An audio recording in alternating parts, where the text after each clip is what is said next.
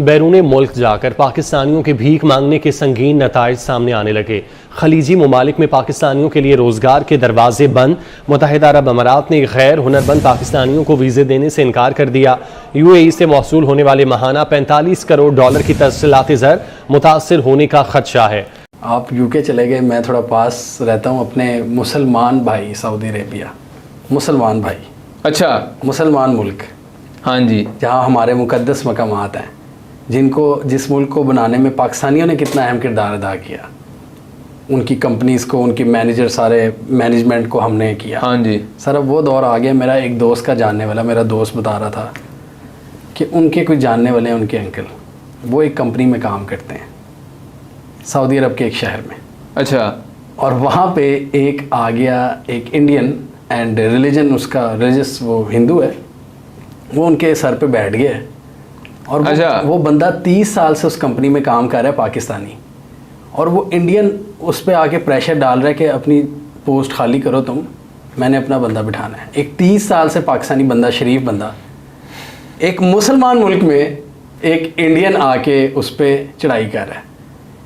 मतलब आप UK को तो छोड़ दें, ये सऊदी अरब को आप देख लें कि यहाँ पे पाकिस्तानियों की, मतलब अब हम अपने मुल्क में तो हम रोते हैं कि लेवल प्लेइंग फील्ड नहीं है, हम बाहर भी जाएंगे तो वहाँ भी इज्जत। सर, अब बाहर भी नहीं है, आप यकीन करें।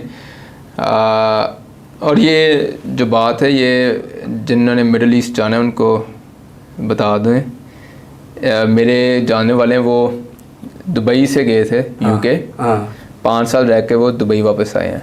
और वापस आके उन्होंने क्या देखा है कि उनके ऑफिस के अंदर everyone has been replaced by South Indians. Everyone has been replaced. और उन्होंने आगे बताया था कि इस वक्त जितना भी एटलीस्ट अबव 50% जो स्मॉल टू मीडियम एंटरप्राइजेज है ना UAE में, it's run by Indians. Gold का तो लिटरली सारा कारोबार इस इंडियंस के पास है UAE के अंदर। और कतर के अंदर भी वो अपने अब दे मूविंग इनटू कतर। सऊदीया के अंदर भी आपने बता दिया, हालांकि हैरानगी की बात है ये सऊदीया में हो रहा है, लेकिन अब तो सऊदीया एंड रिलीजन का फ़र्क भी आप देख लें। अब मैं उसके ऊपर एक बंदा आके उसको दबाव डाल रहा है कि छोड़ो। तो सर, ये फिर आप देख लें कि हमारे लिए बहुत ज़्यादा डिफ़िकल्ट होता जा रहा है। हम पूरी दुनिया में सांस नहीं ले सकते, हम लोग मुकाबला भी नहीं कर सकते। मसला ये ना कि हमारा इतना, कहते हैं ना कि रिग्रेस कर दिया गया पाकिस्तान के अंदर, हमें पाकिस्तानी आइडेंटिटी को रिग्रेस कर दिया गया है। हमें हमारी सोच पे ताले लगा दिए गए हैं। हमारी जो है लिटरली स्कूलिंग को डिस्ट्रॉय किया गया पाकिस्तान के अंदर in the last 40 to 45 years. कि अब हम एक ऐसे, मुझे जो है ना आगे नेक्स्ट 10 ईयर्स वो बड़े पाकिस्तान के अंदर ना एक नाइटमेरिश, एक बुरा ख्वाब, भयानक ख्वाब के तौर पर नज़र आ रहा है कि what is going to happen. भाई देखने वाले, सुनने वाले सब मेरी तरफ से अस्सलाम वालेकुम। हम सऊदी अरब के शहर दमाम शिरकाज मील से सब आदमी इधर जलील हो रहे हैं शिरकाज मील में, जो कि 5-6 महीने से किसी को सैलरी नहीं दे रही। लोगों के अकामे खलास हैं, कोई बीमार हो जाए तो मर जाए, कोई उसका मसूल नहीं बन रहा। आज एक पाकिस्तानी इधर न्यू कैंप दमाम में बहुत हो गया है मेडिकल की वजह से, उसका कमा खलास था। और दूसरी बात कि मछली कैंप बहुत ज्यादा, मछली ने गाड़ी नहीं दिया, जिसकी वजह से वो आदमी मेडिकल के लिए नहीं जा सका और इधर उसकी डेथ हो गई है।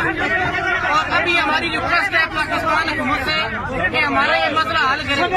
इधर 12 से 20,000 आदमी पाकिस्तानी इधर जलील हो रहे हैं। जो लोग पाकिस्तान में बैठ के कह दिए कि 600-700 पाकिस्तानी है, 600-700 नहीं है, 15 से 20,000 पाकिस्तानी है। इससे पहले स्ट्राइक हुआ, तब भी शुरता ने हम पर फायरिंग किया, और अभी भी शुरता हमारे ऊपर एक्शन लेने के लिए रेडी है। लेकिन अभी वो रुका हुआ कफील का इंतजार कर रहे हैं। कफील आएगा, उसके बाद वो हमारे ऊपर एक्शन लेगा। पाकिस्तानी है, हमारा भाई है, सब हमारे भाई है, परदेशी है। परदेश में बैठ के हम हुकूमत को टैक्स देते हैं। इसका मतलब यह नहीं कि हम इधर मत हैं, जो कुछ भी हो हमें हुकूमत ना पूछे। और अभी भाई ये शुरते पे लगाओ और दिखाओ कि शुरता हमारे साथ क्या कर रही है। पूरा बंदोबस्त ये देख लो भाई, ये सब शुरते की गाड़ी है, ये सब शुरते की गाड़ी है भाई साहब। ये शुरता का लोग ले लो।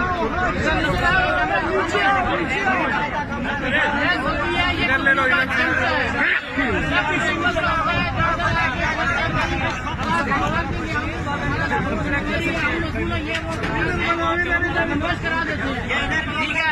ये सऊदी 2-3 अगर आ जाते हैं, हर दफा ऐसा होता है, जब स्ट्राइक होती है तब भी ऐसा करते हैं, आज भी ऐसा ही कर रहे हैं। ये बता दें कौन से ऐसे कंट्री हैं जिनके साथ हमारे रिलेशन ग्रो कर रहे हैं या बेहतरी की तरफ जा रहे हैं? आपने बोला इंडिया के साथ और होंगे, अफगानिस्तान के साथ और होंगे। अफगानिस्तान के साथ भी खराब है, इंडिया के साथ भी खराब है, और अभी इवन इंटरनेशनल लेवल पे बात करें वो भी कोई कंट्री बताएं ना आप। अभी मसला ये है कि हमारे जो रिलेशंस चल रहे हैं ना, ठीक है, उसमें जो हमारे टिपिकल रिलेशंस हैं, जैसे हमारा फाइनेंशियल क्राइसिस चल रहा है, ठीक है, तो इसमें हमें जो कंट्री शुरू से सपोर्ट करते आ रहे हैं, चाइना और सऊदी अरेबिया, हमें उनके साथ ना बना के रखनी चाहिए, ठीक है। नए सिरे से हम अफ़गानिस्तान या इंडिया का इशू अभी इस हालत कंडीशन में हम नहीं हैं कि हम उसको रिजॉल्व कर सकें, ठीक है। सऊदी अरब के ऊपर जाना चाहिए हमें। सऊदी अरब के ऊपर बात करते हैं, आपने बोला वो हमारी हेल्प करते रहे हैं, चाइना हेल्प, तुर्की की भी बात करें हेल्प। कुछ टाइम पहले तुर्की में जब अर्थक्वेक आया तो उसमें इंडिया ने काफ़ी हेल्प की, और उनके जो एम्बेसडर ने ट्वीट किया कि भाई इंडिया आवर फ्रेंड। अभी आज की खबर ये है, सऊदी अरब के जो एम्बेसडर हैं इंडिया में, उन्होंने ये बोला है इंडिया इज़ आवर फ्रेंड, और हम चाहते हैं कि मज़ीद उनके साथ रिलेशन बेहतर करें, हाई लेवल रिलेशन। हम क्यों नहीं करते? हमारे होने तो चाहिए, हमारे और फैक्टर्स हैं, ठीक है। तो उसमें हमारा जब हम कह देते हैं कि हमारी इस्टेब्लिशमेंट की वजह से हमारे कुछ उनका भी रोज़ी रोटी लगी हुई है, ठीक है, तो होने तो चाहिए। बड़ी इकॉनमी है, बड़ी मार्केट है, उसकी वजह से हमें बड़ा एज मिलेगा, ठीक है। नंबर पे नेबर भी है। आप इसके ऊपर क्या कहना चाहेंगे कि सऊदीया इस्लामिक कंट्री है, तुर्की इस्लामिक कंट्री, और ये वो कंट्री हैं जो हमारे साथ, जिसकी हम एग्जांपल देते हैं लोगों को पूरी दुनिया में कि भाई पाकिस्तान के साथ अगर कोई कंट्री खड़ा वो तुर्की है और सऊदी है, वो जाके रिलेशन बेहतर कर रहे हैं इंडिया के साथ, हम क्यों नहीं कर रहे और वो क्यों कर रहे हैं? मतलब इसमें क्या लॉजिक है, वो क्यों कर रहे हैं? चले हमारी छोड़ दें। जो बायलैटरल रिलेशन होते हैं ना, उसमें गिव एंड टेक चलता है, ठीक है। अगर आपने कोई भी किसी भी फोरम पे, फ़र्ज़ करें मैं अगर बात करता हूँ, अभी आप तुर्की का इंडिया के आपने हवाला दिया, और हमने वहाँ पे क्या किया, अब वहाँ पे अर्थक्वेक आया, हमने जो हमारे पास फ्लड विक्टिम्स के लिए इमदाद आई थी, हमने उसी को रीपैक करके उसका टैग भी चेंज नहीं किया, और वही हमने वापस भेज दी है।